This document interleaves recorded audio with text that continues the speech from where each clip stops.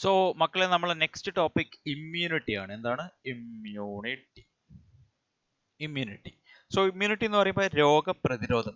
V are actually exposed to variety of organisms, അല്ലെങ്കിൽ variety of pathogenic microorganisms. നമ്മളെ വേൾഡിൽ നമ്മളൊരു world പരിശോധിച്ച് കഴിഞ്ഞാൽ നമുക്ക് ഈ variety of pathogenic microorganism എന്താ പറയുക, നമ്മൾ എക്സ്പോസ്ഡ് ആണ്. പക്ഷേ അതിൽ നിന്നൊക്കെ നമ്മൾ എപ്പോഴും പ്രൊട്ടക്റ്റഡ് ആണ്. യൂഷ്വലി നമുക്ക് ഈ എക്സ്പോസ് ആയിട്ടുള്ള എല്ലാ ഓർഗാനിസവും നമ്മൾ കയറി അറ്റാക്ക് ചെയ്യുന്നില്ല. വൈ? ബിക്കോസ് നമുക്കൊരു അംബ്രല നമ്മളെ കയ്യിലുണ്ട്. എന്താണ് umbrella? That umbrella is the immunity umbrella. Actually immunity is like a ഒരു പ്രൊട്ടക്റ്റീവ് മെക്കാനിസം ആണ്, which literally prevents us from getting the infection by the pathogenic microorganisms. അതാണ് ഇമ്മ്യൂണിറ്റി. സോ ഇമ്മ്യൂണിറ്റിയുടെ ഡിഫറെന്റ് ആസ്പെക്റ്റുകളെ സംബന്ധിച്ചുള്ള ഒരു discussion ആണ് ഇനി അങ്ങോട്ട്. ഓക്കെ, ഇമ്മ്യൂണിറ്റിയുമായിട്ട് ബന്ധപ്പെട്ട് പറയുകയാണെങ്കിൽ ഇമ്മ്യൂണിറ്റി ഈസ് ഓഫ് 2 ടൈപ്സ് എന്ന് ഇൻസ്റ്റഡി പറയുന്നുണ്ട്. Number 1 is innate immunity. And number 2 is acquired immunity. ഇതിന്റെ ബേസിക് ഡിഫറൻസ് നമുക്കറിയണം. ഇന്നേറ്റ് ഇമ്മ്യൂണിറ്റിയും അക്വയർഡ് ഇമ്മ്യൂണിറ്റി. ഇന്നേറ്റ് ഇമ്മ്യൂണിറ്റി പേരിൽ പോലെ തന്നെയാണ്. Innate immunity it is present by birth itself this is present. Okay, and this is actually acquired during the lifetime. And innate immunity actually we will be considering as non specific എന്ന് പറയാറുണ്ട്. non specific ആണ്. But this is specific to pathogen എന്ന് പറയാറുണ്ട്. ഏതിനെ? Acquired immunity. പിന്നെ ഒരുപാട് കാര്യങ്ങൾ പറയാം. Acquired immunity is characterised by memory എന്ന് പറഞ്ഞ ഒരു സാധനം എവിടെയുണ്ട്? Acquired immunity is characterized by memory. അതിന്റെ റീസൺ മെമ്മറി ടി ലിംഫോസൈറ്റുകളൊക്കെയാണ്. അത് നമ്മൾ പറയും, ലിംഫോസൈറ്റിന്റെ ഒക്കെ ക്ലാസിഫിക്കേഷൻസ് പറയുമ്പോൾ നമ്മൾ പറയും. അതെവിടെ ഇല്ല? അത് ഇവിടെ ആബ്സെന്റ്. എവിടെ? Innate ഇമ്മ്യൂണിറ്റിയിൽ absent. ഓക്കെ, ഇതാണ് അതിന്റെ ഒരു ജനറൽ ആയിട്ടുള്ള basic difference of this innate immunity and acquired immunity. കാര്യം ക്ലിയർ ആയല്ലോ. ഇനി നമുക്ക് സ്പെസിഫിക് ആയിട്ട് ഓരോന്നിനെയും സംബന്ധിച്ച് പഠിക്കണം. First we are focusing into our innate immunity. So innate immunity പറയുകയാണെങ്കിൽ നമുക്കറിയാം, ഞാൻ പറഞ്ഞു innate immunity എന്ന് പറയുന്നത് ബൈ ബർത്ത് നമുക്കുള്ള സംഭവമാണ്. Actually innate immunity by birth എന്തായാലും ഇമ്മ്യൂണിറ്റി ഒരു പ്രൊട്ടക്ഷൻ ആണ്. ഈ പ്രൊട്ടക്ഷൻ ആക്ച്വലി നമ്മളെ ബോഡിയിൽ ഈ പ്രൊട്ടക്ഷൻ വരുന്നത് ആക്ച്വലി 4 ഡിഫറെന്റ് ബാരിയേഴ്സിനെ കൊണ്ടാണ്. 4 different barriers. So what are the 4 different barriers of this innate immunity that we want to know first? 4 different barriers of innate immunity. Very important ആണ്. ഇതിനൊരു code ഉണ്ട്, PPCC എന്ന് പഠിച്ചോളൂ. PPCC. എന്താണ് PPCC? P is for physical, then physiological, then cellular, then comes cytokine. Physical, physiological, cellular, cytokine. ഇതിന്റെ examples are very important for you. So 4 different barriers. ഈ 4 different barriers ഉള്ളത് കൊണ്ടാണ് നമുക്ക് ഈ ഒരു ഇന്നേറ്റ് ഇമ്മ്യൂണിറ്റി എന്ന് പറഞ്ഞ സംഭവം ഉള്ളത് എന്നാണ് പറയുന്നത്. സോ ഫിസിക്കലിൽ ആദ്യം ഏതാണ് ഉള്ളത് എന്നാണ് അറിയേണ്ടത്. ഫിസിക്കൽ. നിങ്ങൾ പറഞ്ഞോളൂ. ഫിസിക്കൽ എന്ന് പറയുമ്പോൾ ഫിസിക്കൽ ആയിട്ട് അല്ലെ, പുറമെ കവറിങ് ഒക്കെ ആയിട്ടുള്ള സാധനം. മെയിൻലി നമുക്ക് 2 ആളുകളാണ് ഇതിലുള്ളത്. ഒന്ന് നമ്മുടെ സ്കിന്ന് തന്നെയാണ്.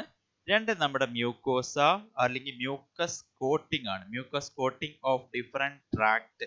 ഏതൊക്കെ ട്രാക്റ്റുകൾ ഉള്ളത്? നമുക്ക് നമ്മുടെ ഗ്യാസ്ട്രോ ഇൻറ്റെസ്റ്റിനൽ ട്രാക്ട് ഉണ്ട്, അഥവാ എലിമെന്ററി കനാൽ ഉണ്ട്. പിന്നെ നമ്മൾ ജെനൈറ്റോ യൂറിനറി ട്രാക്ട് ഉണ്ട്. പിന്നെ നമ്മുടെ ജെനൈറ്റോ യൂറിനറി ട്രാക്ട്, റെസ്പിറേറ്ററി ട്രാക്ട്. ഈ ഏത് ട്രാക്റ്റുകൾ ഏത് വഴികൾ നമ്മുടെ ബോഡിയിലെ വഴികൾ എടുത്ത് നോക്കിക്കഴിഞ്ഞാൽ അതിനൊക്കെ കോട്ട് ചെയ്തിട്ട് ഒരു മ്യൂക്കസ് കോട്ടിംഗ് ഉണ്ട്, അല്ലെങ്കിൽ മ്യൂക്കോസൽ ലെയർ അതിന് കോട്ട് ചെയ്തിട്ട് മ്യൂക്കസ് കോട്ടിംഗ് ഉണ്ട്. അത് രണ്ടിനെയും നമുക്ക് എന്തായിട്ട് വിളിക്കാം? ഫിസിക്കൽ ബാരിയർ ആയിട്ട് വിളിക്കാം. ഫിസിയോളജിക്കൽ ബാരിയർ നമുക്കറിയാം. ഫിസിയോളജിക്കൽ ബാരിയർ എന്ന് പറഞ്ഞാൽ ചില സെക്രീഷൻസ് ആണ് നമ്മുടെ ബോഡിയിലുള്ള. ഒന്ന് നമ്മളെ കണ്ണിലുള്ള ടിയേഴ്സ് ആകാം, പിന്നെ നമ്മുടെ വായിലുള്ള സലൈവ ആകാം, പിന്നെ നമ്മളെ സ്റ്റൊമക്കിലുള്ള ആസിഡ്സ് ആകാം. ഓക്കെ, ഈ ടിയേഴ്സിലും സലൈവയിലും ഒക്കെ ലൈസോസൈം ഉണ്ട് എന്നുള്ള കാര്യങ്ങളൊക്കെ നമ്മൾ പറഞ്ഞിട്ടുണ്ടല്ലോ. ലൈസോസൈം, അതിന്റെ ഇമ്പോർട്ടൻസ് ഒക്കെ നമ്മൾ ഡൈജഷൻ എന്നുള്ള ടോപ്പിക്കിൽ നമ്മൾ ഡിസ്കസ് ചെയ്ത. ഓക്കെ, സോ അതാണ് നമ്മുടെ ഫിസിയോളജിക്കൽ ബാരിയർ. ദെൻ സെല്ലുലാർ ബാരിയറിൽ നമുക്ക് മെയിൻ ആയിട്ടുള്ള ബാരിയർ, അതായത് നമ്മൾ ബോഡി ഫ്ലൂയിഡ്സ് ആൻഡ് സർക്കുലേഷൻ നമ്മൾ പഠിച്ച, അതായത് ഫോർ എക്സാമ്പിൾ നമ്മളെ ന്യൂട്രോഫിൽസ്. ബെൻമോൾ ഓർമ്മയുണ്ടെന്ന് വിചാരിക്കുന്നു. ബെൻമോളിൽ മെയിൻലി ഡിഫൻസ് ആയിട്ട് നമുക്ക് ന്യൂട്രോഫിൽ, മോണോസൈറ്റ് ഉണ്ട് അല്ലേ. പിന്നെ നമ്മുടെ ലിംഫോസൈറ്റ്. ഈ സാധനങ്ങളൊക്കെ ആക്ച്വലി ഏതിൽ വരും? സെല്ലുലാർ ബാരിയേഴ്സിൽ വരും. സെല്ലുലാർ എന്ന് വെച്ചാൽ ചില സെല്ലുകളാണ്. സോ ഏതൊക്കെ സെല്ലുകളാ? ഒന്ന് ന്യൂട്രോഫിൽസ്. അതിന് വിളിക്കുന്ന പേര് എന്താണെന്നറിയോ? ന്യൂട്രോഫിൽസ്, അതായത് നമ്മുടെ പോളിമോർഫോ ന്യൂക്ലിയർ ല്യൂക്കോസൈറ്റ്സ് എന്നാണ് അതിന് വിളിക്കുക. പോളിമോർഫോ ന്യൂക്ലിയർ ല്യൂക്കോസൈറ്റ് എന്ന് വിളിക്കും ന്യൂട്രോഫിലിനെ. പിന്നെ നമുക്ക് ഉള്ളത് നമ്മുടെ, ഞാൻ പറഞ്ഞു ന്യൂട്രോഫിൽസ് ഉണ്ട്, പിന്നെ നമ്മുടെ മോണോസൈറ്റുകൾ ഉണ്ട്. പിന്നെ നമ്മളെ ലിംഫോസൈറ്റിനും ഒരു പേരുണ്ട്. That is called natural killer cell. This is very important. Okay, natural killer cells is a type of എന്നായിരിക്കാം ചിലപ്പോൾ ചോദ്യം. Natural killer cell is a type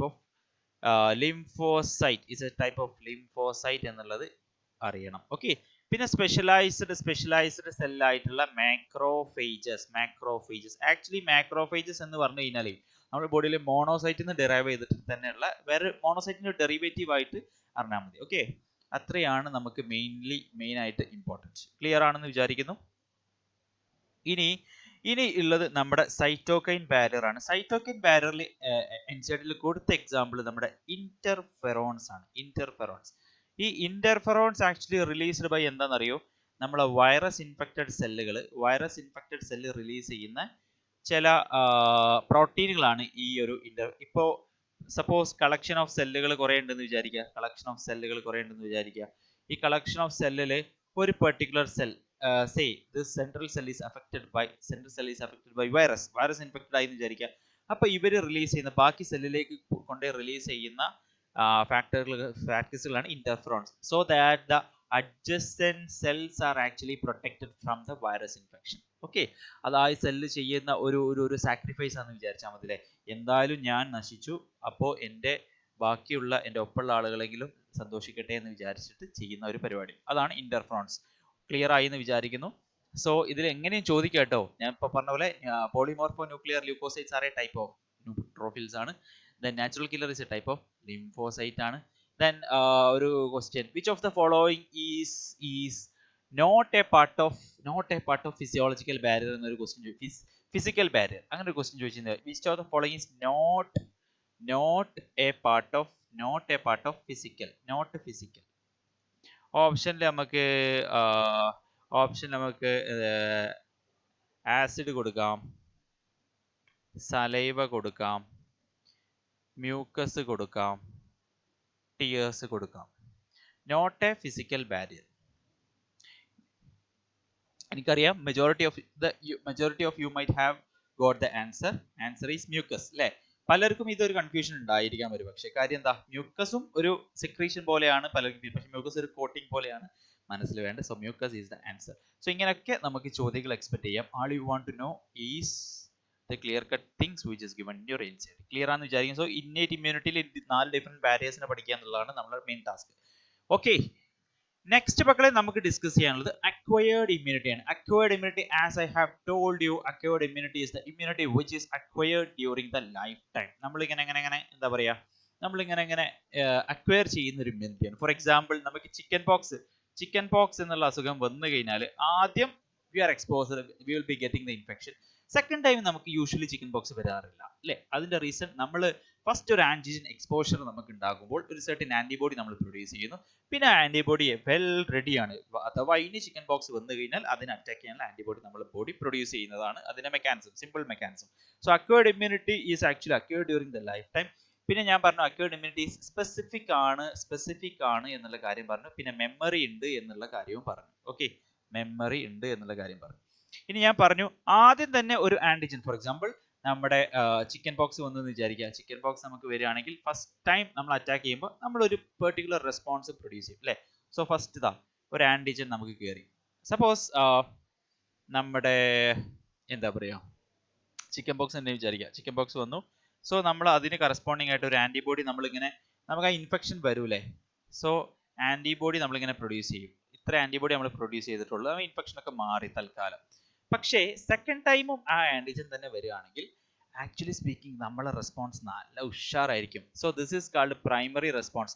കാര്യം എന്താണെന്ന് അറിയോ, സെക്കൻഡ് ടൈം നമ്മുടെ ബോഡിന്റെ റെസ്പോൺസ് തന്നെ ബോഡിന്റെ ബോഡി എത്രത്തോളം ഇതിനെതിരെ വർക്ക് ചെയ്യും എന്നുള്ളതാണ് ഈ ഗ്രാഫിൽ പ്ലോട്ട് ചെയ്തിട്ടോ.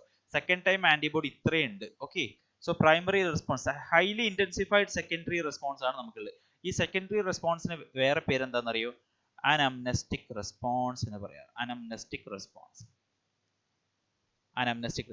എന്തുകൊണ്ട് ഈ അനംനെസ്റ്റിക് റെസ്പോൺസ് വരുന്നു സെക്കൻഡ് ടൈം എന്ന് ചോദിച്ചു കഴിഞ്ഞാൽ, നമ്മുടെ ബോഡിയിലെ ഫസ്റ്റ് ഒരു ആന്റിജൻ അറ്റാക്ക് ചെയ്യുമ്പോൾ നമ്മുടെ ബോഡി ആക്ച്വലി ഒരുങ്ങുന്നേ ഉള്ളൂ. ഓക്കെ, ഒരു ആന്റിജൻ കറസ്പോണ്ടിങ് ആന്റിബോഡി കറസ്പോണ്ടിങ് ആയിട്ട് നമ്മൾ ഇങ്ങനെ പ്രൊഡ്യൂസ് ചെയ്യുന്നേ ഉള്ളൂ. ഓക്കെ, ആ ഇൻഫെക്ഷൻ പോറി, അപ്പോൾ നമുക്ക് ആക്ച്വലി ഇൻഫെക്ഷൻ വന്നിട്ടുണ്ട്, ഇൻഫെക്ഷൻ വന്നിട്ടുണ്ട്. സോ സ്മൈൽ ഇങ്ങനെ ആക്കാം അല്ലെ, ഇൻഫെക്ഷൻ വന്നിട്ടുണ്ട്. Okay, second time antigen attack ചെയ്തു, പക്ഷേ നമ്മളെ ബോഡി ഇതിനെതിരെ പ്രതികരിക്കുന്നതാണ് ഈ ഗ്രാഫിൽ കാണിച്ചത്. Okay, so we are actually well protected from the second attack. So that is secondary immunity, secondary attack എന്ന് പറയുന്നത്, സെക്കൻഡറി റെസ്പോൺസ് എന്ന് പറയുന്നത് അത്രയും സിവിയർ ആയതുകൊണ്ട് നമ്മൾ വെൽ പ്രൊട്ടക്റ്റഡ് ആണ്. ഒരു കുട്ടി ഇത് ഞാൻ പറഞ്ഞപ്പോൾ എന്നോട് ചോദിച്ചിരുന്നു, സാർ അങ്ങനെയാണെങ്കിൽ കോമൺ കോൾഡ് നമുക്ക് വന്നു കഴിഞ്ഞാൽ എന്തുകൊണ്ട് നമുക്ക് വീണ്ടും അത് തന്നെ വരുന്നു? അതിന് ആൻസർ, റൈനോ വൈറസ് എന്ന് പറഞ്ഞ സാധനം തന്നെ സെയിം റൈനോ വൈറസ് തന്നെ ആകണമെന്നില്ല. യൂഷ്വലി നമ്മൾ അറ്റാക്ക് ചെയ്യുന്നത് വേറെ ടൈപ്പ്, ഒരുപാട് മില്യൺസ് ഓഫ് റൈനോ വൈറസ് ഉണ്ട്. ഓരോ റൈനോ വൈറസിന് തന്നെ മ്യൂട്ടേഷൻ നടക്കില്ല. Rhino virus is very notorious for its mutation നടന്നിട്ട് അറ്റാക്ക് ചെയ്യുന്നത് വേറെ കൊല മാറിയിട്ടുള്ള റൈനോ വൈറസ് ആയിരിക്കും. അപ്പൊ അതിന് കറസ്പോണ്ടിങ് ആയിട്ടുള്ള ആന്റിബോഡി നമുക്ക് മതിയാവില്ല. ഓക്കെ, ആ സെയിം കാര്യങ്ങൾ തന്നെയാണ് നമ്മൾ കോവിഡുമായിട്ട് റിലേറ്റഡ് ആയിട്ടൊക്കെ നമ്മൾ യൂസ് ചെയ്യുന്ന മെക്കാനിസം അല്ലേ. സോ ഒരു ഐഡിയ കുറച്ച് കിട്ടിയെന്ന് വിചാരിക്കുന്നു. സോ ഇതാണ് acquired ഇമ്മ്യൂണിറ്റിന്റെ 2 types of responses in acquired immunity. ഇനി നമുക്ക് അറിയേണ്ട കാര്യം acquired immunity actual types ആണ്. The 2 types of acquired immunity we are dividing into B cell mediated immunity or humoral immunity. B cell mediated immunity or humoral immunity. പിന്നെ നമുക്കുള്ളത് T cell mediated immunity. T cell mediated immunity. Or this is also called cell mediated immunity. Cell mediated immunity. This is very important. Okay.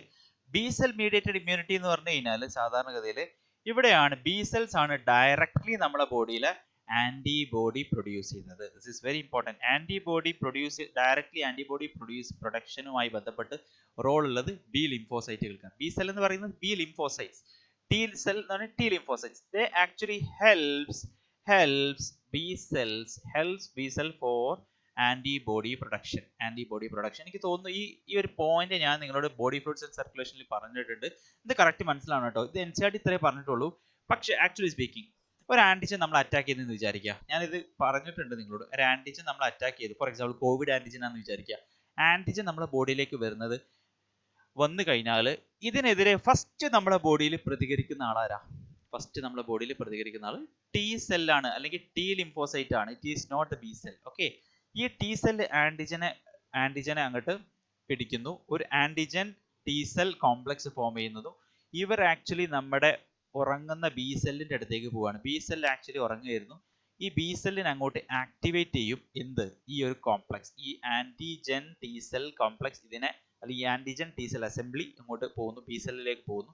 ഈ B cell ഇങ്ങനെ ആവുമ്പോൾ ഈ ഒരു complex B സെല്ലിന്റെ അടുത്തേക്ക് വരുമ്പോൾ എന്ത് സംഭവിക്കുന്നു അറിയോ? ഈ B സെൽസ് ആക്ടിവേറ്റ് ആവുന്നു. B സെൽസ് ആക്ടിവേറ്റഡ് ആയി കഴിഞ്ഞാൽ, അതായത് B സെല്ലിന്റെ ഉറക്കം ഉണർന്നു കഴിഞ്ഞാൽ B സെൽ പ്ലാസ്മ സെൽ ആകുന്നു. പ്ലാസ്മ സെൽസ്, ഈ പ്ലാസ്മ സെൽസ് ആണ് നമ്മുടെ ബോഡിയിലെ ആന്റിബോഡിനെ പ്രൊഡ്യൂസ് ചെയ്യുന്നത്. അപ്പൊ ഇതിൽ ഒരുപാട് ക്വസ്റ്റ്യൻസ് ഉണ്ട്. Which system actually activates first when a antigen is introduced into our body? The answer is T cell mediated immunity, that is cell mediated immunity. അല്ലെ, cell mediated immunity ആണ് first നമ്മുടെ ബോഡിയിൽ respond ചെയ്യുന്നത് when an antigen attacks us. Clear അല്ലേ? Then which cells actually helps directly for the production of antibody? The answer is B cells. അല്ലെങ്കിൽ which immunity എന്ന് വെച്ചാൽ humoral immunity. Directly ആണ്. T സെല്ലിന് റോൾ ഉണ്ടോ? T സെല്ലിന് role ഉണ്ട്, പക്ഷെ ഡയറക്റ്റ് റോൾ അല്ല. T സെല്ലാണ് ആന്റിജൻ അങ്ങോട്ട് പിടിച്ചിട്ട് B സെല്ലിന്റെ അടുത്തേക്ക് കൊണ്ടുപോകുന്നത്. B സെല്ല് ആക്ടിവേറ്റ് ചെയ്തിട്ട് ആന്റിബോഡിനെ പ്രൊഡ്യൂസ് ചെയ്യുക. ഈ ആന്റിബോഡി നമ്മുടെ ആന്റിജനെ ശരിയാക്കുന്നു. അങ്ങനെയല്ലേ കാര്യങ്ങൾ? Okay, so this is the thing. So antibody protection, antibody നമ്മളെ ബോഡിയിൽ അതിന് വിളിക്കുന്ന പേര് പ്രോട്ടീൻസ് ആണ്. അതിന് വിളിക്കുന്ന പേര് ഇമ്മ്യൂണോഗ്ലോബുലിൻസ് എന്ന് പറയാറുണ്ട്.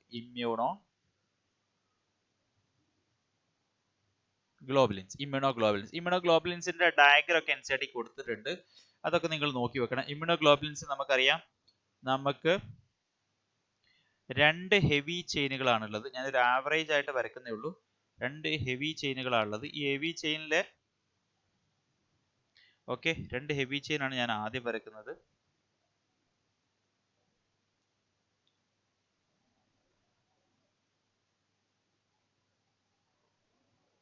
Okay, there is a correction for this, sorry for this. നമുക്ക് രണ്ട് ഹെവി ചെയിൻ ആണുള്ളത്.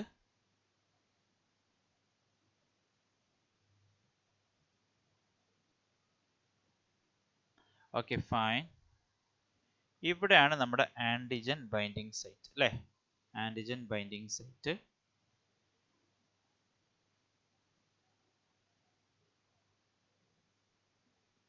ഓക്കെ, രണ്ട് ഹെവി ചെയിൻ കഴിഞ്ഞു. ഇനി നമുക്കുള്ളത് രണ്ട് ലൈറ്റ് ചെയിൻ ആണ്. കണ്ടോ, രണ്ട് ലൈറ്റ് ചെയിൻ ആണ് നമുക്കുള്ളത്.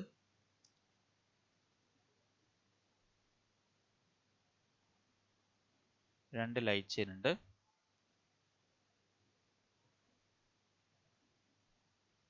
ഇതാണ് ഒരു ആവറേജ് ഡയഗ്രം എന്ന് പറയുന്നത്. ഓക്കെ, ഇതാണ് ഒരു ആവറേജ് ഡയഗ്രം എന്ന് പറയുന്നത്. Okay, so this is the heavy chain and this is the light chain. Actually ഇതിൽ ഇവർ തമ്മിലുള്ള ബോണ്ടുകളും ഇവർക്ക് ഇടയിലുള്ള ബോണ്ടുകളും ഒക്കെ വിളിക്കുന്നത് നമ്മൾ ഡൈസൾഫൈഡ് ബോണ്ട് എന്നാണ്. ഡൈസൾഫൈഡ് ബോണ്ട് ഇവർക്ക് ഇടയിലൊക്കെ ഉണ്ട്. ഇടയിലൊക്കെ ഡൈസൾഫൈഡ് ബോണ്ടുകളാണുള്ളത്. സോ ഡൈസൾഫൈഡ് ബോണ്ട് ഇല്ലാത്തത് ഇതിൽ ആരാ, അങ്ങനൊക്കെ ചോദിക്കാം, നമുക്കൊക്കെ എക്സ്പെക്ട് ചെയ്യാം. ഇതിൽ disulphide bond is absent between എന്ന് പറഞ്ഞിട്ട് ചോദിക്കാം. Absent between two heavy chain ആണോ, absent between one heavy chain one light chain ആണോ, ടു ലൈറ്റ് ചെയിൻ ആണോ? Answer is between two light chain. രണ്ട് ലൈറ്റ് ചെയിൻ്റെ ഇടയിൽ രണ്ട് ലൈറ്റ് ചെയിനെ ബന്ധിപ്പിക്കാനുള്ള ഡൈസൾഫൈഡ് ബോണ്ട് മാത്രമില്ല, ബാക്കി എല്ലാത്തിൻ്റെയും തമ്മിൽ പോസിബിൾ ആണെന്നാണ് ഞാൻ മനസ്സിലാക്കിയത്. ഓക്കെ, ഇപ്പോൾ എനിക്ക് പെട്ടെന്ന് തോന്നിയ ഒരു ക്വസ്റ്റ്യൻ ആണ് കേട്ടോ. So this is A heavy chain, so this is called H2L2 എന്ന് പറയാറുണ്ട്. ഇതാണ് ഒരു average diagram of A antibody immunoglobulin. Actually ഈ ഇമ്യൂണോഗ്ലോബുലിൻ ജനറൽ ആയിട്ടുള്ള ഒരു ഫിഗർ ആണെങ്കിലും ഇമ്യൂണോഗ്ലോബുലിൻ നമുക്ക് 5 വെറൈറ്റി ഉണ്ട്. ഗെയിംഡ് എന്ന് പഠിച്ചാൽ മതി. IgG, IgA, IgM, IgE, IgD. Okay, നമുക്ക് ടോട്ടലി 5 ആന്റിബോഡീസ് ആണ് ഉള്ളത്. ടോട്ടലി 5 ആന്റിബോഡീസ് ഉള്ളത്. ഗെയിംഡ് നമ്മൾ പഠിച്ചു. ഇതിൽ ഏറ്റവും നമ്മുടെ IgGന്റെ പ്രത്യേകത, ആകെ ഓരോ പ്രത്യേകത ഓരോന്നിൽ വിചാരിച്ചു. IgDന്റെ പ്രത്യേകത പഠിക്കാനില്ല. ഇത് ക്രോസസ് പ്ലാസന്റ, അത് നമ്മൾ പറഞ്ഞിട്ടുണ്ടെന്ന് തോന്നുന്നു. Body fluid circulation, crosses placenta. This is IgA is present in colostrum. IgA is present in colostrum. Then IgM, this is the largest antibody ആണ്. IgE, this is responsible for allergy. ഇത്രയും കാര്യങ്ങൾ തൽക്കാലം. IgDന്റെ പ്രത്യേകത ഒക്കെ നിങ്ങൾ ഹയർ സ്റ്റഡീസിൽ പഠിച്ചോളൂ തൽക്കാലം. So ഇത് വെച്ചിട്ട് നമുക്ക് ചോദ്യങ്ങൾ എക്സ്പെക്ട് ചെയ്യാം കേട്ടോ. ഇത് എപ്പോഴും നല്ല സ്ഥിരമായിട്ട് ചോദിക്കുന്ന സാധനങ്ങൾ ഞാൻ ഈ സ്റ്റാർ ഇടുന്നതാണ്. ഈ മൂന്നും നിങ്ങൾക്ക് എന്തായാലും പഠിക്കാതെ നിവൃത്തിയില്ല. ഓക്കെ, സോ പഠിച്ചു എന്ന് വിചാരിക്കുന്നു. ഇതാണ് നമുക്ക് ആന്റിബോഡിയുമായിട്ട് റിലേറ്റഡ് ആയിട്ട്, അല്ലെങ്കിൽ നമ്മുടെ ബി സെൽ മീഡിയേറ്റഡുമായിട്ട് റിലേറ്റ് ചെയ്തിട്ട് പറയാനുള്ളത്. ഇനി നമുക്ക് പറയാനുള്ള കാര്യം നമ്മുടെ T ലിംഫോസൈറ്റുമായി റിലേറ്റ് ചെയ്തിട്ടുള്ള ഇമ്മ്യൂണിറ്റി, അഥവാ നമ്മുടെ cell mediated immunity. So T cell എന്ന് പറയുമ്പോൾ T ലിംഫോസൈറ്റുകളാണ്, നമ്മുടെ T ലിംഫോസൈറ്റുകളാണ്. സോ സെൽ മീഡിയേറ്റഡ് ഇമ്മ്യൂണിറ്റി ഞാൻ പറഞ്ഞു, നമ്മളെ ബോഡിയിൽ ഏതൊരു ആന്റിജൻ വന്നാലും ആദ്യം തന്നെ ഉണർത്തെണീറ്റ് അതിനെ ട്രാപ്പ് ചെയ്യാൻ വേണ്ടിയിട്ട് ഓടുന്ന ആളാണ് T ലിംഫോസൈറ്റുകൾ. So this is very important in what you know. നമ്മൾ ഓർഗൻ ട്രാൻസ്പ്ലാന്റേഷന്റെ സമയത്ത് സാധാരണ ഒരു മെക്കാനിസം ഉണ്ട്, ഗ്രാഫ്റ്റ് റിജക്ഷൻ എന്ന് പറഞ്ഞ ഒരു സംഭവം അല്ലേ.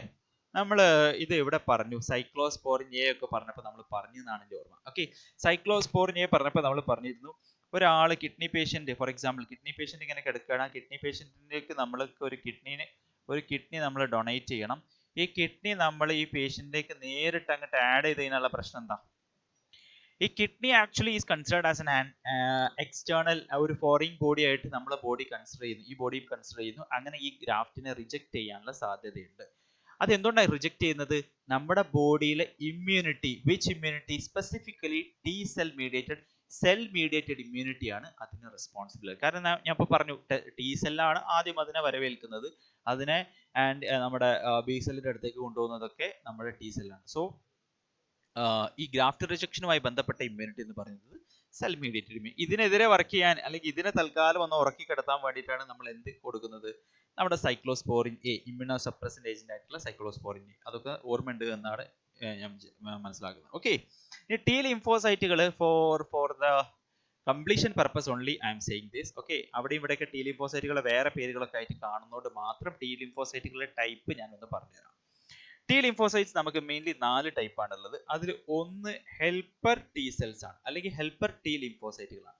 ഹെൽപ്പർ T സെൽസ് 60% ഈ ആളുകൾ തന്നെയാണ്, ഹെൽപ്പർ T സെല്ലുകൾ തന്നെയാണ്. ഓക്കെ, നമ്പർ 2 നമ്മുടെ സപ്രസർ T സെൽ ആണ്. എന്താണ് suppressor T cell? Suppressor T cell. Number 3 നമുക്ക് കില്ലർ T സെല്ലുകൾ ഉണ്ട്, അല്ലെങ്കിൽ സൈറ്റോടോക്സിക് T സെൽ എന്ന് പറയും. നമ്പർ 4 ആണ് നമ്മുടെ memory T cells. Memory T cells, memory T cells. Okay, ഇതിൽ നമ്മൾ ഓരോന്നിനെ നമ്മൾ പറയുന്നുണ്ട്. ആക്ച്വലി സ്പീക്കിംഗ് ഈ ഹെൽപ്പർ T സെൽ, നമ്മൾ ഇതിപ്പോൾ ഹെൽപ്പർ T സെൽ ആണെങ്കിൽ ഈ ഹെൽപ്പർ T സെൽ ആണ് ഇത് എന്നുള്ളത് ബാക്കിയുള്ള ആളുകൾ എങ്ങനെ റെക്കഗ്നൈസ് ചെയ്യുന്നതോ, ഹെൽപ്പർ T സെല്ലിന്റെ ഇവിടെ ഒരു റിസപ്റ്റർ ഉണ്ട്. ഈ റിസപ്റ്ററിന്റെ പേര് CD4 എന്നാണ്. CD4 റിസപ്റ്റർ ഉള്ളത് അപ്പോൾ ഏതിലാ? നമ്മുടെ ഹെൽപ്പർ T സെല്ലിലാണ്. ഇത് നിങ്ങൾക്ക് ആവശ്യമില്ല കേട്ടോ, ഞാൻ ഒരു കംപ്ലീഷൻ പർപ്പസിന് വേണ്ടി മാത്രമാണ്, കാരണം HIV പറയുമ്പോൾ ഞാനിത് പറയുന്നുണ്ട്. ഇതിലുള്ളത് CD8 റിസപ്റ്റർ ആണ്. ഈ മെമ്മറി T സെല്ലാണ് നമ്മളെ ബോഡിയിലെ സെക്കൻഡറി റെസ്പോൺസ് ഓർ അനംനെസ്റ്റിക് റെസ്പോൺസിന് കാരണമായിട്ടുള്ള T ലിംഫോസൈറ്റുകൾ. Anamnestic response. അപ്പൊ കാര്യം ക്ലിയർ ആയില്ലേ? ഇപ്പോൾ നമ്മുടെ ബോഡിയിൽ ഒരു ആന്റിജൻ കയറിക്കൂടി എന്ന് വിചാരിക്കുക. ആ ആന്റിജനെ ട്രാപ്പ് ചെയ്യാൻ വേണ്ടി വരുന്ന ആളുകളാണ് നമ്മുടെ T സെൽ. അതിൽ മെയിൻലി നമ്മുടെ മെമ്മറി T സെല്ലുകളൊക്കെ വരുന്നുണ്ട്. ഈ മെമ്മറി T സെല്ലിന് നല്ല മെമ്മറിയാണ്. ഈ മെമ്മറി T സെൽ നമുക്ക് ഇപ്പോൾ ഒരു ആന്റിജൻ വന്നു കഴിഞ്ഞാൽ ഈ മെമ്മറി T സെൽ ഇതിന് ഓർത്ത് വെക്കും. വീണ്ടും വന്നു കഴിഞ്ഞാൽ ഈ മെമ്മറി T സെല്ലാണ് ഇതിന് നല്ലോണം ഓർത്ത് വെക്കുന്നത്. അതേപോലെ മെമ്മറി B സെല്ലുകളും വേറെ ഉണ്ട്. അതിന്റെ കുറച്ച് ഡീറ്റെയിൽസുകളൊക്കെ നിങ്ങൾ ഹയർ സ്റ്റഡീസിലൊക്കെ പഠിക്കുന്നുണ്ട്. ക്ലിയർ ആയല്ലോ? അപ്പോൾ ഇതാണ് സെൽ മീഡിയേറ്റഡ് ഇമ്മ്യൂണിറ്റിയുമായിട്ട് ബന്ധപ്പെട്ടിട്ടും നമുക്ക് പറയാനുള്ളത്. ഇനി നമുക്ക് പറയാനുള്ള കാര്യം എന്ന് പറയുന്നത്, ഇതേ അക്വയർഡ് ഇമ്മ്യൂണിറ്റിന്റെ തന്നെ വേറൊരു ലെവലിൽ നമുക്കൊരു ക്ലാസിഫിക്കേഷൻ പറയാനുണ്ട്. That is regarding the active and passive immunity. Active and passive immunity. So you can write active and passive immunity. Active and passive immunity വളരെ സിമ്പിൾ കൺസെപ്റ്റ് ആണ്. ആദ്യം തന്നെ ഞാനൊരു കോളമായിട്ട് വരക്കാം. ആക്റ്റീവ് ഇമ്മ്യൂണിറ്റി ഉണ്ട്, പാസീവ് ഇമ്മ്യൂണിറ്റി ഉണ്ട്. അത് നിങ്ങൾ മനസ്സിലാക്കേണ്ടത്, ഈ ആക്റ്റീവ് ഇമ്മ്യൂണിറ്റി എന്ന് പറയുന്നത് ആക്റ്റീവ് ഇമ്മ്യൂണിറ്റിയാണ്, ആക്റ്റീവ് ആണ്. പാസീവ് എന്ന് പറഞ്ഞാൽ പാസീവ് ആണ്. അതിനർത്ഥം എന്താ? ആക്റ്റീവ് എന്ന് പറയുമ്പോൾ this is actually because of what you know, antigen, or this is actually imparted to the host by means of antigen. That is very important. Passive immunity is imparted to the host by means of antibodies. That is very important. Antibodies. Actually ഇതിന്റെ types ഒക്കെ പഠിക്കുമ്പോൾ നമുക്ക് അത് clear ആവും ട്ടോ. This active immunity എന്ന് പറയുന്നത് slow gradual ആണ്, ബട്ട് ലോങ് ലാസ്റ്റിംഗ് ആണ്. പക്ഷേ പാസീവ് ഇമ്മ്യൂണിറ്റി എന്താണെന്നറിയോ? ഫാസ്റ്റ് സഡൻ ആണ്, ബട്ട് ഷോർട്ട് ലാസ്റ്റിംഗ് ആണ്. പെട്ടെന്ന് നിൽക്കും, ഷോർട്ട് ലാസ്റ്റിംഗ് ആണ്. ഓക്കെ, ഒരു ഐഡിയയും കിട്ടാത്ത ആളുകൾ ഇനി ഇതിന്റെ എക്സാമ്പിൾ കിട്ടുമ്പോൾ നിങ്ങൾക്ക് മനസ്സിലാവും. ഓക്കെ, എക്സാമ്പിൾ ആക്റ്റീവ് ഇമ്മ്യൂണിറ്റിന്റെയും പാസീവ് ഇമ്മ്യൂണിറ്റിന്റെയും എക്സാമ്പിൾ നമ്മൾ രണ്ട് രീതിയിലാണ് പറയുക. ഒന്ന് ഞാൻ ഇതിന്റെ കോഡായിട്ട് എഴുതുള്ളൂ. ഒന്ന് നാച്ചുറൽ ആക്റ്റീവ് ഇമ്മ്യൂണിറ്റി ഉണ്ട്, നാച്ചുറൽ ആക്റ്റീവ് ഇമ്മ്യൂണിറ്റി ഉണ്ട്, പിന്നെ ആർട്ടിഫിഷ്യൽ ആക്റ്റീവ് ഇമ്മ്യൂണിറ്റി ഉണ്ട്. സോ നാച്ചുറൽ ആയിട്ട് ആക്റ്റീവ് ഇമ്മ്യൂണിറ്റി കിട്ടുമോ എന്നുള്ളതാണ് ആദ്യത്തെ ചോദ്യം. സോ ആന്റിജൻ നമ്മുടെ ബോഡിയിലേക്ക് വന്നത് കൊണ്ട് നമുക്ക് ഏത് ഇമ്മ്യൂണിറ്റി കിട്ടുക? That is active immunity. Natural ആയിട്ട് നമുക്ക് അങ്ങനെ ഒരു ആന്റിജൻ നമ്മുടെ ബോഡിയിൽ വന്നത് കൊണ്ട് നമുക്ക് ഏതെങ്കിലും ഇമ്മ്യൂണിറ്റി കിട്ടുന്ന ഒരു സിറ്റുവേഷൻ നിങ്ങൾക്ക് ആലോചിച്ച് പറയാൻ പറ്റുമോ? യെസ്, പലരും ആൻസർ പറഞ്ഞിട്ടുണ്ട്. ആൻസർ ഈസ് ചിക്കൻ പോക്സ് എന്ന് പറഞ്ഞ വൈറസാ അല്ലേ? ഈ ചിക്കൻ പോക്സ് വൈറസ് നമ്മുടെ ബോഡിയിൽ കയറി കഴിഞ്ഞാൽ അത് നാച്ചുറലി വരികയാണ്, അത് വന്ന് ഒരു ആന്റിജൻ വരികയാണ്. പിന്നെ കുറച്ച് സമയം എടുത്തിട്ട് നമ്മുടെ ബോഡി അതിനെതിരെ ഇങ്ങനെ ഫസ്റ്റ് നമുക്ക് അസുഖം കിട്ടും. സെക്കൻഡ് ടൈം ആവുമ്പോഴത്തേക്കും നമ്മുടെ ബോഡിയിൽ സ്ലോ ആയിട്ട് ഗ്രാജുവൽ ആയിട്ട് ഇതിനെതിരെയുള്ള ആന്റിബോഡി പ്രൊഡക്ഷൻ നടക്കുന്നുണ്ടാവും. ആന്റിബോഡി ഉണ്ടായാലേ കാര്യങ്ങൾ നടക്കുള്ളൂ. പക്ഷേ ആന്റിജൻ വെച്ചിട്ട് ആന്റിബോഡി പ്രൊഡ്യൂസ് ചെയ്യുന്നതാണ് നമ്മുടെ ആക്റ്റീവ്. പക്ഷെ ഡയറക്റ്റ് ആന്റിബോഡി പ്രൊഡ്യൂസ് ചെയ്യുന്നതാണ് പാസീവ്. ക്ലിയർ ആയി വിചാരിക്കുന്നു. ഇനി ആർട്ടിഫിഷ്യൽ ആക്റ്റീവ് ഇമ്മ്യൂണിറ്റി എന്ന് പറയുന്നത് ആർട്ടിഫിഷ്യൽ ആയിട്ട് ഏതെങ്കിലും സിറ്റുവേഷനിൽ നമ്മൾ ഈ ആന്റിജനെ കുത്തി വെക്കുമോ? യെസ്, പലരും ആൻസർ പറഞ്ഞു. വാക്സിനേഷൻ നമ്മൾ എന്താ കുത്തി വെക്കുന്നത്? നമ്മൾ നെക്സ്റ്റ് ടോപ്പിക് വാക്സിനേഷൻ ആണ്. നമ്മൾ ആന്റിജനിക് പ്രോട്ടീൻസ് ആണ്, അല്ലെ പത്തോജന്റെ ആന്റിജനിക് പ്രോട്ടീൻസോ അല്ലെങ്കിൽ വീക്കെൻഡ് ആയിട്ടുള്ള ഇനാക്ടിവേറ്റഡ് ആയിട്ടുള്ള പാത്തോജനും ആണ് ഡയറക്റ്റ്ലി നമ്മൾ കുത്തിവെക്കുന്നത്. അത് രോഗമൊന്നും ഉണ്ടാക്കില്ല, പക്ഷെ ചില കുഞ്ഞു കുഞ്ഞു പ്രശ്നങ്ങളൊക്കെ ഉണ്ടാക്കിയേക്കാം, പക്ഷെ ആക്ച്വൽ രോഗം അത് വരുത്തില്ല. അതിന് പകരം നമ്മളെ ബോഡി അതിന് പ്രൊഡ്യൂസ് ചെയ്യുന്നത് ആന്റിബോഡി ആയിരിക്കും. നമ്മുടെ ബോഡി അതിനെ ഡിറ്റക്ട് ചെയ്യുന്നത് ഇതൊരു രോഗി ആന്റിജൻ ഡയറക്ട്ലി വന്നത് എന്നുള്ള രീതിയിലായിരിക്കും നമ്മളെ ബോഡി ഇതിന് റെസ്പോണ്ട് ചെയ്യുക. അപ്പൊ ക്ലിയർ ആയല്ലോ? അപ്പോൾ നാച്ചുറൽ ആക്റ്റീവ് ഇമ്മ്യൂണിറ്റിയും ആർട്ടിഫിഷ്യൽ ആക്റ്റീവ് ഇമ്മ്യൂണിറ്റിയും പഠിച്ചു. നെക്സ്റ്റ് നമുക്ക് പഠിക്കാനുള്ളത് പാസീവ് ഇമ്മ്യൂണിറ്റിന്റെ രണ്ട് എക്സാമ്പിളാണ്. സിമിലർലി നമ്മൾ നാച്ചുറൽ പാസീവ് ഇമ്മ്യൂണിറ്റി പറയും,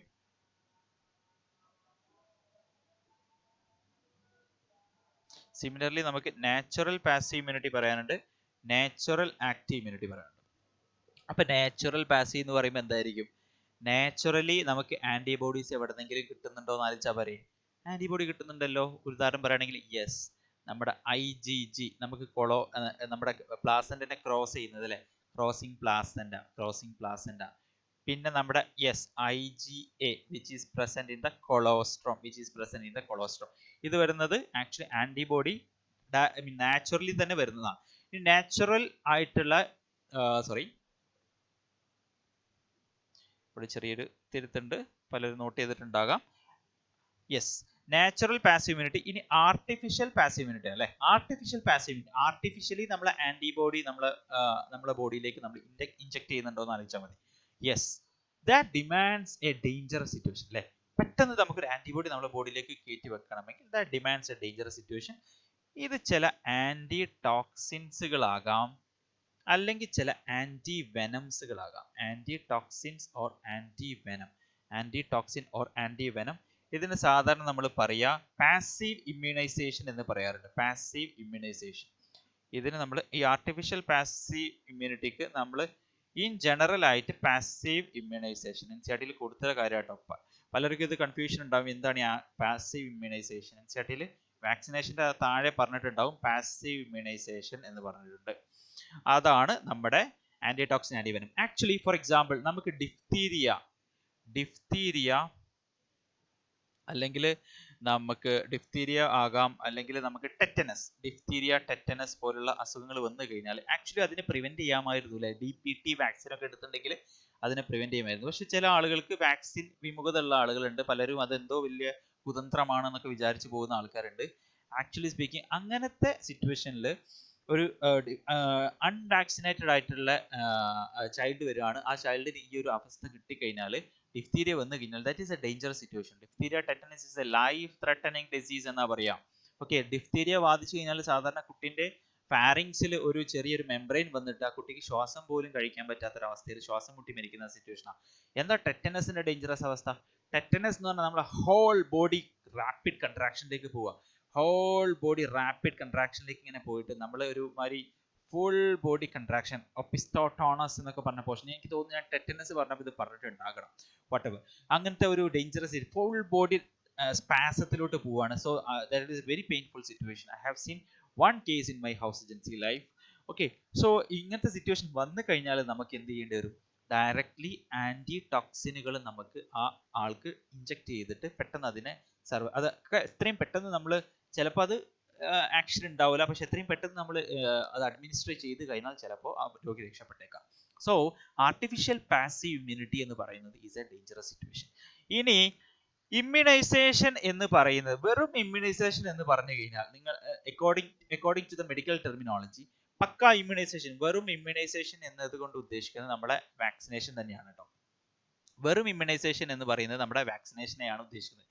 പക്ഷെ സ്പെസിഫിക്കലി പാസീവ് ഇമ്മ്യൂണൈസേഷൻ എന്ന് പറയുന്നത് നമ്മുടെ ആർട്ടിഫിഷ്യൽ ആയിട്ടുള്ള പാസീവ് ഇമ്മ്യൂണിറ്റി, അതായത് നമ്മുടെ ഈ ഡേഞ്ചറസ് സിറ്റുവേഷൻ ആണ്. അത് അക്കോർഡിംഗ് ടു NCERT ആണ്. പിന്നെ ജനറൽ ആയിട്ട് നമ്മൾ പറയുന്ന ഒരു ഫാക്ടും കൂടിയാണ്. ക്ലിയർ ആയി എന്ന് വിചാരിക്കുന്നു. So that's the basic difference between active and passive immunity. So ഇതിൽ ഇനി നമുക്ക് പറയാനുള്ളത് വാക്സിനേഷനെ സംബന്ധിച്ച്. വാക്സിനേഷനെ സംബന്ധിച്ച് ഇനിയിപ്പോൾ പ്രത്യേകിച്ചൊന്നും പറയാനില്ല, ഞാൻ ഇപ്പോൾ ഈ പറഞ്ഞ കാര്യങ്ങളൊക്കെ തന്നെ ഉള്ളൂ. വാക്സിനേഷൻ എന്ന് പറയുന്നത് നമ്മൾ അഡ്മിനിസ്റ്റർ ചെയ്യുന്നത് ഒരു ആന്റിജൻ ആണ്, ഡയറക്ട്ലി ആന്റിജൻ. പക്ഷെ ഡയറക്റ്റ് ആ ആന്റിജൻ രൂപത്തിൽ തന്നെയാണോ? അല്ല, ഒരിക്കലും അല്ല. ഒന്നെങ്കിൽ നമുക്ക് ഇതിന്റെ ആന്റിജനിക് പ്രോട്ടീൻസ് കൊടുക്കാം, ഒന്നെങ്കിൽ നമുക്ക് ഡയറക്ട്ലി ആന്റിജനിക് പ്രോട്ടീൻസുകൾ കൊടുക്കാം, അല്ലെങ്കിൽ നമുക്ക് ഒരു വീക്കെൻഡോ അല്ലെങ്കിൽ ഇനാക്ടിവേറ്റഡ് ആയിട്ടുള്ള ആന്റിജൻസും കൊടുക്കാം. വീക്കെൻഡ് ഓർ ഇനാക്ടിവേറ്റഡ് ആന്റിജൻസിനെയും നമ്മളെ ബോഡിയിലേക്ക് അഡ്മിനിസ്റ്റർ ചെയ്ത് കൊടുക്കാം. അപ്പൊ നമ്മളെ ബോഡിയിലെ ഇനീഷ്യലി കുറച്ച് റെസ്പോൺസ് ഒക്കെ കാണിച്ചേക്കാം അല്ലേ? അത് വെച്ചിട്ട് നമുക്ക് ഈ വാക്സിൻ പ്രശ്നമാണെന്ന് പറയാൻ പറ്റുമോ? ഫോർ എക്സാമ്പിൾ ഒരു ഉദാഹരണം പറയുകയാണെങ്കിൽ നമ്മുടെ ഈ ഒരു ഇപ്പോഴത്തെ ആളുകളുടെ പ്രശ്നം ഈ വാക്സിനേഷനെതിരെ ഒരുപാട് ആവശ്യമില്ലാത്ത കുറേ കാര്യങ്ങൾ ഇങ്ങനെ പറഞ്ഞു പരത്തുന്ന ഒരു അവസ്ഥയാണ്. വാക്സിൻ വെച്ച് കഴിഞ്ഞാൽ നമുക്ക് ഒരുപാട് പ്രശ്നങ്ങൾ വരും, വാക്സിൻ വെച്ചാൽ പനി വരും എന്നൊക്കെ പറഞ്ഞ് പ്രശ്നം ഉണ്ടാക്കുന്ന ആൾക്കാരുണ്ട്. ഫോർ എക്സാമ്പിൾ അവർക്കൊക്കെ നമ്മൾ പഠിപ്പിച്ചു കൊടുക്കേണ്ട കാര്യങ്ങൾ സ്മോൾ പോക്സിന്റെ അസുഖം 1800 പീരീഡിൽ സ്മോൾ പോക്സ് എന്ന് പറഞ്ഞ കാര്യം വേൾഡ് മൊത്തം ഇറാഡിക്കേറ്റ് ചെയ്ത സമയത്താണ് വാക്സിൻ ഡിസ്കവറി വരുന്നത് അല്ലേ? ഈ വാക്സിൻ ഡിസ്കവറിയുമായി ബന്ധപ്പെട്ട് സ്മോൾ പോക്സ് കൗപോക്സ് ബാധിച്ച ഫോർ എക്സാമ്പിൾ മിൽക്ക് മെയ്ഡുകൾക്കൊന്നും എന്ത് കിട്ടുന്നില്ല, പാല് കറക്കുന്ന ആളുകൾക്കൊക്കെ കൗപോക്സ് വരുന്നുണ്ട്. പക്ഷേ ഈ കൗപോക്സ് വന്ന ആളുകൾക്കൊന്നും ചിക്കൻ പോക്സ് സ്മോൾ പോക്സ് വരുന്നില്ല എന്നുള്ളത് നമ്മുടെ എഡ്വേർഡ് ജെന്നർ എന്ന് പറഞ്ഞ സയന്റിസ്റ്റ് കണ്ടെത്തുകയാണ്. Edward Jenner. സോ ഈ എഡ്വേർഡ് ജെന്നർ എന്ത് ചെയ്തു?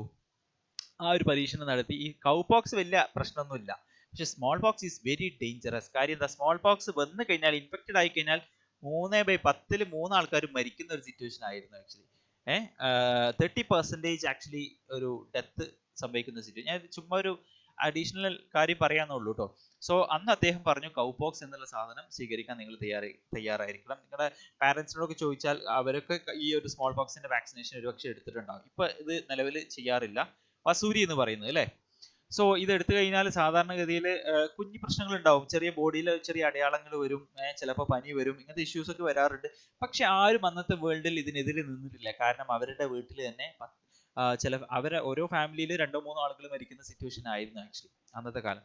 സോ അതിന് വേൾഡ് കംപ്ലീറ്റ് ഇതിനെ സ്വീകരിച്ചു. അതുകൊണ്ടാണ് smallpox was eradicated because of the discovery of this wonderful vaccination by Edward Jenner. Okay, so that is the history of vaccination. ഇപ്പോഴത്തെ കാലത്തും ആളുകൾ ഇതിനെതിരെ നിൽക്കുന്നുണ്ട്. പക്ഷെ ഒരുവിധം കോവിഡ് ഇത്രയും ഒരുപാട് പ്രശ്നം സൃഷ്ടിച്ചപ്പോൾ ഒരുപാട് ആളുകൾക്ക് ഇപ്പം മാറ്റം വന്നു തുടങ്ങിയിട്ടുണ്ട്. 2016 പീരീഡിലൊക്കെ 16 അല്ലെങ്കിൽ 15 പീരീഡിലൊക്കെ നമ്മുടെ നാട്ടിൽ കോഴിക്കോട് മലപ്പുറം പീരീഡ് ഏരിയയിലൊക്കെ ആക്ച്വലി ഈ ഒരു diphtheria outbreak ഉണ്ടായിരുന്നു. While I was in my final year MBBS and house residency period, there was a diphtheria outbreak, especially from Malappuram. ഇപ്പോഴും ആളുകൾ ഇതിനൊരു വിമുഖത കാണിക്കുന്നുണ്ട് വാക്സിനേഷൻ. ആക്ച്വലി വാക്സിനേഷൻ ഒന്നുമില്ല, വേറെ കാര്യങ്ങളൊന്നുമില്ല. ഇതിൽ എന്തോ ഒരു പോപ്പുലേഷൻ ഡിഗ്രേഡിങ് അജണ്ട കാര്യങ്ങളൊക്കെ ഉണ്ട്, പോപ്പുലേഷൻ കുറയ്ക്കാനുള്ള അജണ്ട ഒക്കെ ഉണ്ട് എന്നൊക്കെ പറഞ്ഞിട്ടാണ് വരുന്നത് അല്ലേ? Whatever. So that is the basic thing of this vaccination. Vaccination നല്ലതിനാണ് എന്നുള്ളത് മനസ്സിലാക്കുക. സോ വാക്സിനേഷൻ ഇവിടെ ആർട്ടിഫിഷ്യൽ ആയിട്ടുള്ള ഒരു ആക്റ്റീവ് ഇമ്മ്യൂണിറ്റി ആണ് എന്നുള്ളത് മനസ്സിൽ വേണം. സോ നമ്മൾ ആ ഒരു കാര്യം ക്ലിയർ ആയി എന്ന് വിചാരിക്കുന്നു. Natural active immunity, artificial active immunity, chickenpox vaccination. പിന്നെ natural passive immunity, artificial passive immunity. Natural passive immunity, natural ആയിട്ട് ആന്റിബോഡി വരുന്നത്, ഇമ്മ്യൂണോഗ്ലോബുലിൻസ് വരുന്നത് അല്ലെ. ആർട്ടിഫിഷ്യൽ പാസീവ് ഇമ്മ്യൂണിറ്റി വരുന്നത് നമ്മുടെ ഡേഞ്ചറസ് സിറ്റുവേഷൻ ആയിരിക്കണം, ആന്റി ടോക്സിൻസ് അല്ലെങ്കിൽ ആന്റിവെനം. ആന്റിവെനം എന്ന് പറയുന്നത് എന്താ? ആന്റിവെനം എന്ന് പറയുന്നത് നമ്മൾ സ്നേക്ക് പാമ്പ് കടിച്ചു കഴിഞ്ഞാൽ നേരെ പോയിട്ട് മറ്റെന്താ പറയുക, പച്ചമരുന്ന് പോയി പുരട്ടല്ല വേണ്ടത്. പാമ്പ് കടിച്ച് എന്ന് ഉറപ്പാണെങ്കിൽ നേരെ പോവുക, ഹോസ്പിറ്റലിൽ പോവുക. ഹോസ്പിറ്റലിൽ ഏറ്റവും ബെസ്റ്റ് നിങ്ങളുടെ അടുത്തുള്ള മെഡിക്കൽ ആന്റിവെനം പ്രൊവൈഡ് ചെയ്യുന്ന ഹോസ്പിറ്റൽ മെയിൻലി എല്ലാ മെഡിക്കൽ കോളേജുകളും ഉണ്ടാകും. പിന്നെ ആന്റിവെനം പ്രൊവൈഡ് ചെയ്യുന്ന ചില സ്പെസിഫിക് ആയിട്ടുള്ള എന്തുണ്ട്, നമ്മുടെ എന്താ പറയുക പ്രൈവറ്റ് ഹോസ്പിറ്റൽ ഉണ്ട്. നല്ലൊരു ആപ്പ് ഉണ്ട് കേട്ടോ, സ്നേക്ക് പീഡിയ എന്ന് പറഞ്ഞ നല്ലൊരു ആപ്പ് ഇപ്പോൾ ഡെവലപ്പ് ചെയ്തിട്ടുണ്ട്. സ്നേക്ക് പീഡിയ പലർക്കും ആവശ്യം വന്നേക്കാവുന്ന ഒരു ആപ്പാണ്. ഒരു പാമ്പ് കണ്ടു കഴിഞ്ഞാൽ ഇത് വിഷമുള്ളതാണോ അല്ലേ എന്നുള്ളതൊക്കെ മനസ്സിലാക്കാൻ കോമൺ ആയിട്ടുള്ള ആളുകൾക്ക് യൂസ് ചെയ്യാൻ പറ്റുന്ന ആപ്പാണ്. വാട്ട് എവർ നമ്മൾ എന്ത് ചെയ്യണം, നമ്മൾ നേരെ ഹോസ്പിറ്റലിൽ കൊണ്ടുപോയിട്ട് ചെയ്യുന്ന സാധനം എന്ന് പറഞ്ഞാൽ ഡ്രിപ്പിൽ നമ്മൾ ഈ ആന്റി സ്നേക്ക് വെനം കൊടുത്തിട്ട് അങ്ങനെ ആ പേഷ്യന്റിനെ അനലൈസ് ചെയ്യാണ്. ബ്ലീഡിങ് ടൈമും ക്ലോട്ടിങ് ടൈമും ഒക്കെ നോക്കി ഇങ്ങനെ അനലൈസ് ചെയ്തിട്ട് ബ്ലീഡിങ് ടൈമും ക്ലോട്ടിങ് ടൈമും ഒക്കെ മാറിയിട്ടുണ്ടാവും, താറുമാറായിട്ട് ആ പേഷ്യന്റ് ഇപ്പൊ ന്യൂറോടോക്സിക്, ചില പാമ്പുകൾ ന്യൂറോടോക്സിക് ആവും, ചില പാമ്പുകൾ നമ്മുടെ എന്താ പറയുക ബ്ലഡിനെ അഫക്ട് ചെയ്യുന്ന പാമ്പുകളുണ്ട്, അല്ലെങ്കിൽ ന്യൂറോൺസിനെ അഫക്ട് ചെയ്യുന്ന പാമ്പുകളുണ്ട്. Whatever the main treatment is this artificial passive immunity ആയിട്ടുള്ള antitoxin, anti snake venom, ASV എന്ന് പറയും. ASV കൊടുക്കുക എന്നുള്ളതാണ്. ഓക്കെ, സോ ഇതൊക്കെയാണ് നമുക്ക് ഈ ഒരു വാക്സിനേഷനിൽ ടൈപ്സ് ഓഫ് വാക്സിൻ. NCERT ആകെ പറഞ്ഞത് ഒരു recombinant DNA subunit vaccine ആണ്. സബ് യൂണിറ്റ് വാക്സിൻ എന്ന് പറയാറുണ്ട്. NCERT ആ പേര് കൊടുത്തിട്ടില്ല. Produced by recombinant DNA technology. Recombinant DNA ടെക്നോളജിയിൽ പ്രൊഡ്യൂസ് ചെയ്ത വാക്സിൻ NCERT കൊടുത്തിട്ടുണ്ട്. അത് ഹെപ്പറ്റൈറ്റിസ് ബി വാക്സിൻ ആണ്. Hepatitis B vaccine which is produced from yeast. Okay, hepatitis B produced from yeast. This is very important. Okay, അപ്പോൾ അത്രയാണ് നമ്മുടെ ഈ ഒരു ടോപ്പിക്കിൽ. ഇനി നമുക്ക് ഒന്നുമില്ല, ഇനി നമുക്ക് മെയിൻ ആയിട്ട് പറയാനുള്ളത് ഒന്ന് നമ്മുടെ ഈ ഒരു ഇമ്മ്യൂണിറ്റിന്റെ ഒരു ആൾട്ടേർഡ് ഫോം, ഇമ്മ്യൂണിറ്റിന്റെ കുറച്ച് ആൾട്ടേർഡ് ഫോമിൽ ഒന്ന് നമ്മുടെ അലർജിയാണ്. അലർജി എന്ന് പറഞ്ഞാൽ സാധാരണ ഇതിൽ നമുക്ക് പൊടി അടിച്ചു കഴിഞ്ഞാൽ തുമ്മും, പക്ഷേ തുമ്മൽ വരുന്നതാണ് നമ്മുടെ അലർജി. സോ എക്സാഗറേറ്റഡ് റെസ്പോൺസ് ആണ്, exaggerated response of our body immune system to certain allergens. Allergens എന്ന് പറയുമ്പോൾ അലർജി കോസിംഗ് ആയിട്ടുള്ള സബ്സ്റ്റൻസ് ആണ്. സാധാരണ ഇതിൽ അലർജൻസ്, കോമൺ ആയിട്ടുള്ള അലർജൻസ് NCERT കൊടുത്തത് ഡസ്റ്റ് ഉണ്ട്, പോളൻസ് ഉണ്ട്, പിന്നെ ആനിമൽ ഡാൻഡർ ഉണ്ട്.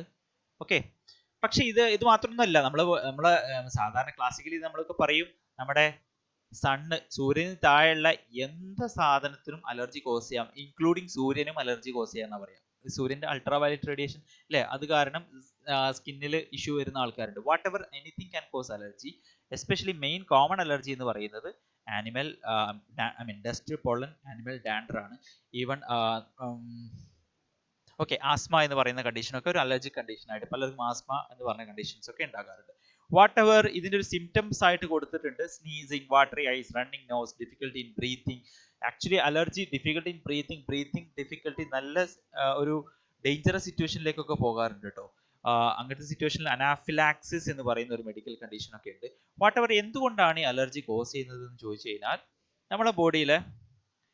നമ്മളെ ബോഡിയിൽ സാധാരണ അലർജി കോസ് ചെയ്യുന്നത് it is because of certain mediators. Histamine ആണ് മെയിൻലി. പിന്നെ നമ്മുടെ സെറോട്ടോണിൻ ഉണ്ട് according to NCERT, which is released from mast cells. Bone മാരോയിലുള്ള ചില സെല്ലുകളാണ് മാസ്റ്റ് സെൽ. ഇവര് റിലീസ് ചെയ്യുന്ന ചില അലർജി മീഡിയേറ്റേഴ്സ് ആണ് ഹിസ്റ്റമിൻ, സെറോട്ടോണിൻ. ഓക്കെ, ഇതിന് അതുകൊണ്ട് തന്നെ അലർജിന്റെ എതിരെയുള്ള മരുന്നുകൾ നമ്മൾ മെയിൻലി യൂസ് ചെയ്യുക ആന്റി ഹിസ്റ്റമിൻസുകളാണ്. കോമൺലി നമ്മൾ സിട്രസിൻ എന്നൊക്കെ പറഞ്ഞ മരുന്നുകളൊക്കെ ഉണ്ട് അല്ലെ, ആന്റി ഹിസ്റ്റമിൻസ് ആയിട്ട് യൂസ് ചെയ്യും. പക്ഷെ ഡേഞ്ചറസ് സിറ്റുവേഷനിൽ നമുക്ക് ഇത് മതിയാവില്ല, നമുക്ക് സ്റ്റിറോയിഡുകൾ കൊടുക്കേണ്ടി വരും. പിന്നെ ഭയങ്കര ഡേഞ്ചറസ് അനാഫിലാക്റ്റിക് ഷോക്ക് എന്ന് പറഞ്ഞ കണ്ടീഷനിലൊക്കെ നമ്മൾ അഡ്രിനാലിൻ പോലുള്ള സംഗതികളൊക്കെ കൊടുക്കേണ്ടി വരും. ഓക്കെ, ഇനി NCERT പറഞ്ഞിട്ടുണ്ട് ഇതൊരു അർബനൈസേഷൻ എഫക്റ്റ് കൊണ്ട് വരാം. അത് വളരെ ശരിയായിട്ടുള്ള ഒരു ഫാക്ടർ ആട്ടോ. എപ്പോഴും ഒരു കുട്ടി ഒരു അടച്ച് പൂട്ടപ്പെട്ട ഒരു സിറ്റുവേഷനിൽ വളരുന്ന കുട്ടി, he is not actually exposed to any of the allergens in his life time. അങ്ങനത്തെ കുട്ടികൾക്ക് പാടത്തും ഇതിലൊന്നും കളിച്ച് കോമൺലി നമ്മൾ ഫുട്ബോളൊക്കെ പോലെ ഗെയിമിലൊന്നും ഇൻവോൾവ് ആവാത്ത കുട്ടികൾക്ക് എസ്പെഷ്യലി ഈ അലർജി എപ്പോഴും വരാൻ സാധ്യതയുണ്ട്. അർബനൈസേഷൻ എന്ന് പറഞ്ഞാൽ സിറ്റീസും ടൗൺസിലും ഒക്കെ താമസിക്കുന്ന ഒരു നമ്മുടെ ഫ്ലാറ്റ് സംസ്കാരത്തിൽ വളരുന്ന കുട്ടിക്കൊക്കെ ബാധിക്കാൻ സാധ്യതയുള്ള ഒരു സംഭവമാണ് allergy. Because he is not exposed directly. എപ്പോഴും സ്കൂൾ ബസ്, പിന്നെ അതിനുശേഷം വീട്ടിലെ AC റൂം, അത് മാത്രമേ ഉണ്ടാവുള്ളൂ. പുറമേയുള്ള എൻവിറോൺമെന്റുമായിട്ട് ചിലപ്പോൾ കണക്ഷൻ ഉണ്ടാകില്ല. That can be a trigger for the occurrence of this allergy in the early lifetime എന്ന് NCERT പറയുന്നുണ്ട്. ക്ലിയർ ആയി എന്ന് വിചാരിക്കുന്നു. So this is an altered form of immunity. Another dangerous altered form of immunity is a term which is called autoimmunity. എന്താണ് ഈ autoimmunity എന്ന് പറഞ്ഞാൽ നമ്മുടെ ബോഡിയിൽ ഒരു കണ്ടീഷൻ ആണ് in which our body cells attacks against our body's immunity attacks against our own cells. So എന്താ പറയുക, ഓട്ടോ എന്ന് വെച്ചാൽ നമ്മുടെ സ്വയം നമ്മുടെ ഇമ്മ്യൂണിറ്റി നമ്മുടെ ബോഡി സെൽസിനെതിരെ വർക്ക് ചെയ്യുന്ന കണ്ടീഷനാണ് ഓട്ടോ ഇമ്മ്യൂണിറ്റി. നമ്മൾ സാധാരണ പറയും വാദം എന്നൊക്കെ പറയും. ദിസ് ക്യാൻ ബി ആക്ച്വലി, ഇതിന്റെ കോസ് എന്ന് പറയുന്നത് ജനറ്റിക് കോസ് ഉണ്ടാകാം, അല്ലെങ്കിൽ നമ്മൾ സാധാരണ പറയും അൺനോൺ കോസ് ഈസ് അൺനോൺ എന്ന് പറയും. ഓക്കെ, മെഡിക്കൽ ടെർമിനോളജിയിൽ അൺനോൺ ഇഡിയോപ്പതിക് എന്ന് പറയാറുണ്ട് കേട്ടോ. ഇഡിയോപ്പതിക് നിങ്ങൾ MBBS കരിക്കുലത്തിലൊക്കെ എത്തുമ്പോഴേ ഈ ഒരു എറ്റിയോളജി എന്ന് പറയും. ഓരോ അസുഖത്തിന്റെയും കോസസ് പറയുമ്പോൾ പല അസുഖത്തിന്റെയും കോസസ് ഇഡിയോപ്പതിക് ആയിരിക്കും. കാരണം അൺനോൺ കോസ്, അല്ലെങ്കിൽ തനിയെ തന്നെ വരുന്ന. അപ്പൊ നമ്മളൊന്നും കിട്ടിയില്ലെങ്കിൽ സാധാരണ ഒരു പ്രൊഫസർ സാധാരണ വൈവ ഒക്കെ ഉണ്ടാവും അല്ലെ, വൈവ ചോദിക്കുന്ന സമയത്ത് നമുക്കിപ്പോൾ ഒരു അസുഖത്തിന്റെ കോസുകളൊക്കെ ചോദിക്കാറുണ്ട്. അപ്പൊ നമ്മളിപ്പോൾ ഒന്നും കിട്ടിയില്ലെങ്കിൽ ഇഡിയോപ്പതിക് എന്ന് പറയും. ഇഡിയോപ്പതിക് എന്ന് പറയുമ്പോൾ നെക്സ്റ്റ് ഡയലോഗ് ഗെറ്റ് ഔട്ട് എന്നായിരിക്കും അല്ലേ? ഒന്നും കിട്ടിയില്ലെങ്കിൽ പറയുന്ന സാധനമാണ്. Okay, so what ever auto immunity എന്നാ മനസ്സിൽ. ഇതിന് എക്സാമ്പിൾസ് ആണ് very important. Examples number 1 which is given in your NCERT is rheumatoid arthritis. നമ്മൾ വാദം എന്നൊക്കെ പറയുന്ന സാധനം. ഇതിൽ IgM ആണ് കേട്ടോ. ഇതിന് വേണ്ടി IgM ആണ്. അത് ഒരു എക്സ്ട്രാ പോയിന്റ് കിടക്കട്ടെ. rheumatoid arthritis. ഓക്കെ, ഇതിലുള്ള ആന്റിബോഡി IgM ആണെന്ന് മനസ്സിലാക്കിയാൽ മതി. Okay, rheumatoid arthritis. പിന്നീടുള്ളത് നമ്മുടെ ഗ്രേവ്സ് ഡിസീസ് എന്ന് പറയുന്നത് ഒരു ഓട്ടോ ഇമ്മ്യൂൺ തൈറോയിഡിന്റെ അസുഖമാണ് കേട്ടോ. നമ്മൾ വലിയ കണ്ണൊക്കെ ആയിട്ടുള്ള എക്സോഫ്താൽമിക് ഗോയിറ്റർ എന്നൊക്കെ പറയുന്ന കണ്ടീഷൻ, വലിയ ഉണ്ട കണ്ണുണ്ടാവും, എക്സോഫ്താൽമിക് ഗോയിറ്റർ എന്ന് പറഞ്ഞ കണ്ടീഷനാണ് ഗ്രേവ്സ് ഡിസീസ്. തൈറോയിഡിനെ ബാധിക്കുന്ന ഒരു ഓട്ടോഇമ്മ്യൂൺ ഡിസീസ് ആണ്. പിന്നെ നിങ്ങൾ കേട്ടിട്ടുണ്ടാവും സ്കിന്നിനെ ബാധിക്കുന്ന ഒരു ഓട്ടോഇമ്മ്യൂൺ ഡിസീസ് ആണ് സോറിയാസിസ്. അതേപോലെ തന്നെ വിറ്റിലൈഗോ, നമ്മൾ വെള്ളപ്പാണ്ട് എന്ന് പറയുന്നത് വിറ്റിലൈഗോ ബാധിച്ചിട്ടുള്ള ഒരു ഫേമസ് ആയിട്ടുള്ള ഒരു പേഴ്സണാലിറ്റിനെ പറയാൻ പറ്റുമോ? Yes, MJ. Who is MJ? Michael Jackson അല്ലേ? സോ ഇതൊക്കെയാണ് നമ്മുടെ ഒരു. പിന്നെ ഇതിനൊക്കെ പുറമെ നമ്മൾ ഇപ്പോ ലോക്കോമോഷൻ മൂവ്മെന്റിൽ ഒരാൾ പഠിച്ചിട്ടുണ്ടല്ലോ, യെസ്, മയാസ്തീനിയ ഗ്രാവിസ്. അതും ഒരു ഓട്ടോ ഇമ്മ്യൂൺ ഡിസീസ് ആയിരുന്നു. Hope you remember myasthenia gravis. So അതാണ് നമ്മുടെ ഓട്ടോ ഇമ്മ്യൂൺ ഡിസീസ് എന്ന് പറഞ്ഞ ടോപ്പിക്കിൽ നമുക്ക് ഡിസ്കസ് ചെയ്യാനുള്ളത്. ക്ലിയർ ആയെന്ന് വിചാരിക്കുന്നു. Next, after autoimmune disease is over, we have to discuss about immune system of the body. Immune system of body എന്ന് പറയുന്നത് നമ്മുടെ ബോഡിയിലെ ഇമ്മ്യൂൺ സിസ്റ്റം എങ്ങനെയാണ് വർക്ക് ചെയ്യുന്നത് എന്നുള്ളതാണ്. അതിൽ കുറച്ച് ലിംഫോയ്ഡ് ഓർഗൻസുകൾ ഉണ്ട്, ടിഷ്യൂസുകൾ ഉണ്ട്, പിന്നെ ചില ആന്റിബോഡീസുകൾ ഉണ്ട്. ഇതിൽ നമുക്ക് അറിയേണ്ടത് ലിംഫോയ്ഡ് ഓർഗൻസിനെ സംബന്ധിച്ച ഒരു പഠനമാണ്. Lymphoid organs. So what are the types of lymphoid organs? Lymphoid ഓർഗൻസിന്റെ ടൈപ്പും കാര്യങ്ങളൊക്കെ ആണ് നമുക്ക് ആദ്യം അറിയാനുള്ളത്. സോ എൻസിആർടിയിൽ ഒരു ഡയഗ്രാം കൊടുത്തിട്ടുണ്ട് കേട്ടോ. ലിംഫോയ്ഡ് ഓർഗൻസിന്റെ lymph node, thymus, lymphatic vessel ഒക്കെ കാണിച്ചിട്ട് നമുക്ക് എന്തായാലും ലിംഫോയ്ഡ് ഓർഗൻ രണ്ട് ടൈപ്പ് ഉണ്ട്. ഒന്ന് പ്രൈമറി ലിംഫോയ്ഡ് ഓർഗൻ ആണ്, രണ്ട് സെക്കൻഡറി ലിംഫോയ്ഡ് ഓർഗൻ ആണ്. പ്രൈമറി ലിംഫോയ്ഡ് ഓർഗൻ എന്ന് പറയുന്നത് നമ്മുടെ ലിംഫോസൈറ്റുകളൊക്കെ ഡയറക്ട്ലി മെച്ചുർ ചെയ്യുന്ന അല്ലെങ്കിൽ ഇമ്മച്ചുർ ലിംഫോസൈറ്റുകളൊക്കെ പ്രൊഡ്യൂസ് ചെയ്ത് പ്രോലിഫറേറ്റ് ചെയ്യുന്ന അല്ലെങ്കിൽ ഒറിജിൻ ചെയ്തിട്ട് മെച്ചുറേഷൻ പ്രോലിഫറേഷൻ നടക്കുന്ന സ്ഥലമാണ് നമ്മുടെ പ്രൈമറി ലിംഫോയ്ഡ് ഓർഗൻ എന്ന് പറയുന്നത്. So example for this primary lymphoid organ എന്ന് പറയുന്നത് നമ്മുടെ ബോൺ മാരോ, തൈമസ് ആണ്. വേർ ആക്ച്വലി നമ്മുടെ ലിംഫോസൈറ്റുകൾ ഒറിജിൻ ചെയ്യുന്നു, മെച്ചുർ ചെയ്യുന്നു, പുതിയ ലിംഫോസൈറ്റുകൾ ആവുന്നു. Bone marrow and thymus. നമുക്കറിയാം ബി ലിംഫോസൈറ്റും ടി ലിംഫോസൈറ്റും ഉണ്ടാവുന്നു. Then what is this secondary lymphoid organ? Secondary lymphoid organ എന്ന് പറഞ്ഞു കഴിഞ്ഞാൽ നമ്മുടെ ബോഡിയിൽ ഈ ഒരു ലിംഫോസൈറ്റുകൾ ഉണ്ടല്ലോ, ലിംഫോസൈറ്റുകൾ ഇവിടുന്ന് പ്രൊഡ്യൂസ് ചെയ്ത് പ്രൈമറി ലിംഫോയ്ഡ് ഓർഗനുകൾ ലിംഫോസൈറ്റ് പ്രൊഡ്യൂസ് ചെയ്തു.